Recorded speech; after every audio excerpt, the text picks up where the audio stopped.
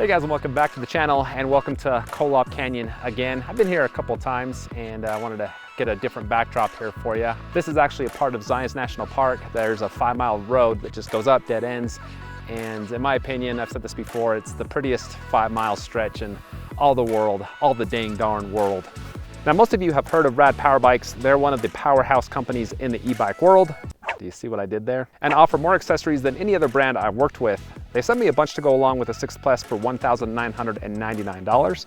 Now, this is the bike that started it all for them. The 6th is the 6th version of the Plus and is fully loaded as far as all-terrain fat bikes less than $2,000 go. So let me break everything down for you and show you what this bike can do, starting off with the speed test. Well, as far as power goes, the 6 Plus is fully loaded with a 750 watt gear hub motor in that rear wheel, and that is powered by a 48 volt, 14 amp hour battery, which can be removed with the 2 keys they give you. There is a battery level readout also on the battery itself, and it takes 4 to 5 hours for recharge with the smart charger they give you. The bike does have 5 pedal assist levels, so like always, I'm going to show you how fast each one of the levels goes, starting off with level 1. With pedal assist 1, 10. Pedal assist 2, 13, pedal assist 3, 17, pedal assist 4, 19, and pedal assist 5, 20. Well, now that we know how fast it goes, let me show you how long it takes to get there. This is the acceleration test. Now, it does weigh a pretty good amount at 73 pounds. It can carry a rider up to 275 pounds. There's a half twist throttle on the right side. Very nice feeling throttle too. I do like it. I like the texture. So I'm going to show you the acceleration between pedal assist level 5 and straight throttle. I do have a full charge on the bike. I'll first start off with pedal assist 5. Now there's a slight downhill, so little favor towards the bike. It's hard to find a super flat section where I'm at here. So slightly downhill for this test. Pedal assist level 5, full charge on the battery. Starting off in the second gear, here I go. Ooh, half a revolution and that power comes on, and it comes on quick. That's very poppy. Very poppy for a bike and as heavy as this with all the accessories on there, and there's 22. Here's throttle. Off the line, it was a little bit slower than pedal assist, but now it's really picking up speed. There we go, there's 20. So now you know how fast it can go, acceleration-wise. I would say a little above average for a bike in this price range. It's got some good zip, some good pop to it. Okay guys, it's time for a range test to see how far the 6 Plus can go. It has a range rating of 25 to 45 miles. And for this test, I'm gonna keep it fairly flat as I possibly can. I'm just here in Cedar City, Utah. And gonna go 20 miles per hour, not a lot of stops, and see how far it goes.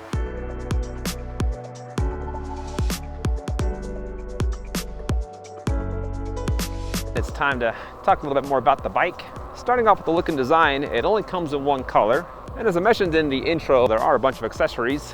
They've sent a front rack, a rear rack with a basket, and that basket can attach to the rear or the front. They have a hard case battery bag, and then a battery cover, which is pretty cool. Make sure no dust or crap gets in there when the battery's out. There's a hot mug holder, just easily attaches to the handlebars, and then a water bottle holder that attaches underneath the saddle. And then 2 full coverage fenders, which I did add the front fender for this review. I wanted to just deck this bike completely out, so got both fenders added.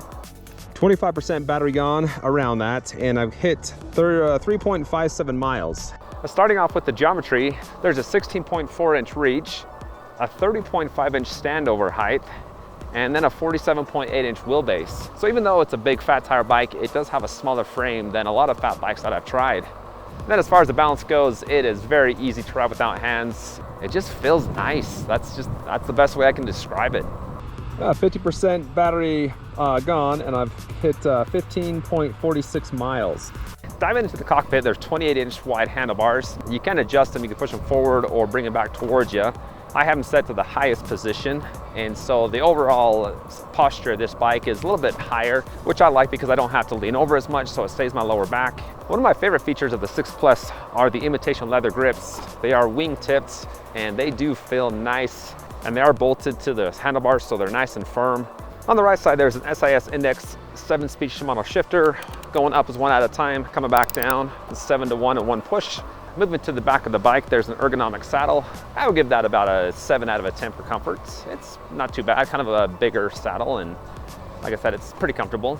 And there's a lifting handle there as well, so makes it easy to haul around. And then there's two Kenda Juggernaut 26 by 4-inch fat tires. They are beefy and gnarly looking and making a lot of noise on this paved trail. I'll talk more about those tires in the off-road test.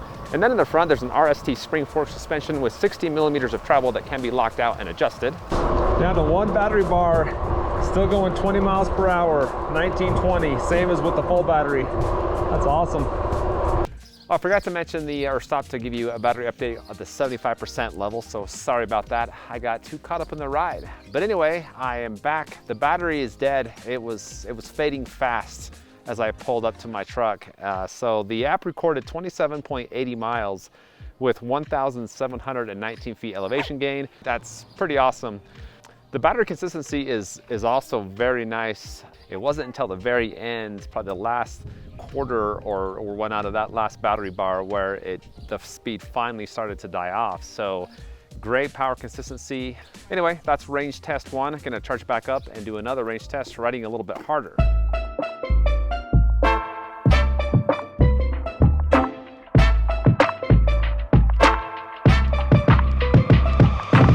Three battery bars missing, and I've gone 3.41 miles. It's been all uphill, fairly kind of slow uphill, but the motor and everything sounds good. The bike sounds good as it's charging up this canyon. Down to 50% battery life, and I've gone 8.71 miles, and lots of stop and go, lots of elevation. Down to 25% battery left, and I've gone 20.15 miles.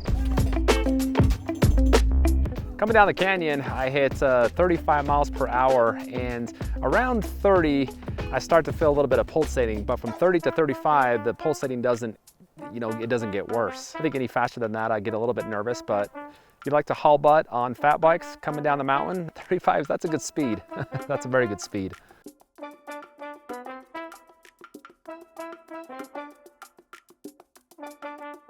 Second range test is over. My app recorded 21.92 miles with 2,768 feet elevation gain. So that's fantastic. To kind of give you a comparison with the first range, as you'll remember, that was 27.80 miles with 1,719 feet elevation gain. So I only lost 5 miles from the first range test, but I gained 1,000 feet in elevation. I had 1,000 more elevation in this test. So it's riding hard, riding soft. It's pretty comparable. So anyway, gonna charge it back up and do an off-road range test next and let you know how it handles some of the rougher terrain.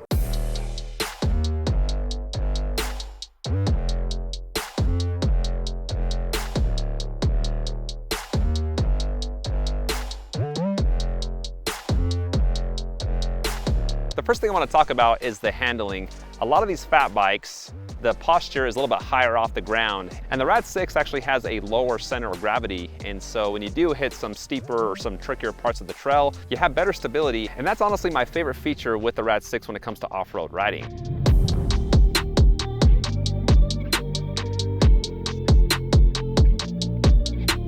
Now, if you plan on taking this on super hilly terrain, you're gonna get a good workout. There's not a lot of power for climbing, especially if it's a big monster hill. Short hills it does okay on. I was still getting a pretty good workout even with a 50, 60 foot hill.